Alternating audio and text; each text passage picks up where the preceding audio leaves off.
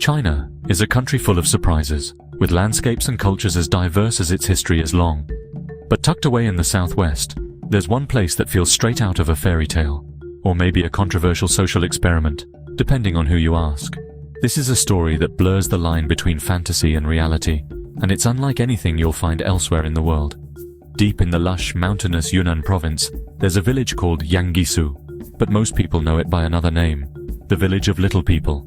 It's a place that's become both famous and infamous, drawing curiosity from across China and beyond.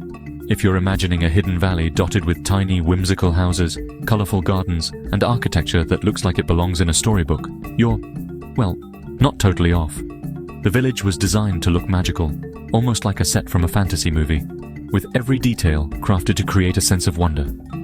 But what truly sets Yangisu apart is its residents. The village is home to hundreds of adults with dwarfism who live, work, and build their lives together, by design, not by accident. Here, people who often face isolation elsewhere have found a community where they're not just accepted, but celebrated. The story of Yangisu goes back to 2009, when the village was established as a kind of theme park. It was a bold experiment, one that would spark debate and fascination in equal measure. The original idea was twofold: to create a safe, supportive community for little people, and to attract tourists who could watch daily performances, tour the specially built homes, and experience a world designed on a different scale. For many visitors, it's a chance to step into a place that challenges their expectations. But here's where things get complicated. The very concept of Yangisu raises tough questions about dignity, opportunity, and exploitation. From the outside, it's easy to see Yangisu as either a place of opportunity, a haven for people who've faced discrimination, or as a form of exploitation, where people's differences are put on display for profit. The truth, as always, is more nuanced.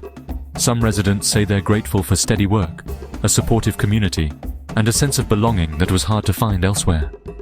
In Yangisu, they can walk down the street without stares or whispers, and many have formed close friendships and even families here.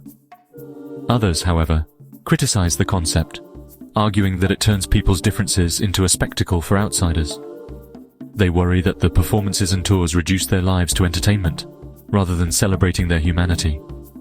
So, what's daily life actually like in Yangisu? Beyond the performances and the tourists, there's a real community here, with routines, traditions, and dreams. Residents build their own routines. Some cook traditional meals using local ingredients, others tend to vegetable gardens, and many rehearse for the daily stage performances that are a central part of village life. There's even a school for children and adults alike, where learning is adapted to everyone's needs. The village also has its own hospital and healthcare facilities, all specially adapted for people of short stature. This means residents can access medical care and education without having to leave the safety and comfort of their community. For many, Yangisu provides not just a job, but a sense of dignity, independence, and pride. Here, people can pursue their interests, develop new skills, and contribute to a community that values them for who they are. Still, controversy swirls around the village. The media, both in China and internationally, have debated whether Yangisu is empowering or exploitative, and the villagers themselves have mixed feelings.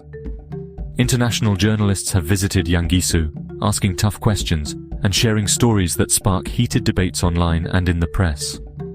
Some see the village as a model for inclusion, while others see it as a troubling example of commodifying difference. I think the answer depends on whose voice you're listening to.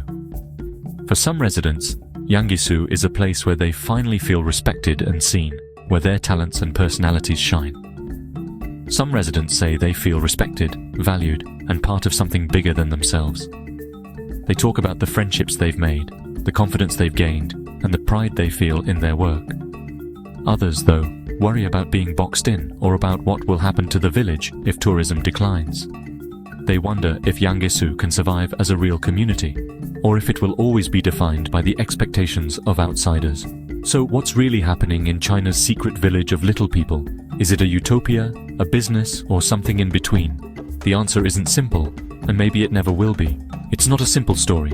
It's about finding belonging, challenging stereotypes, and, yes, navigating the blurry line between entertainment and empowerment. It's about people carving out a space for themselves in a world that often overlooks them. What do you think? Is Yangisu a unique haven? A place where people can thrive on their own terms? or just a modern-day sideshow shaped by the gaze of outsiders? Let me know in the comments.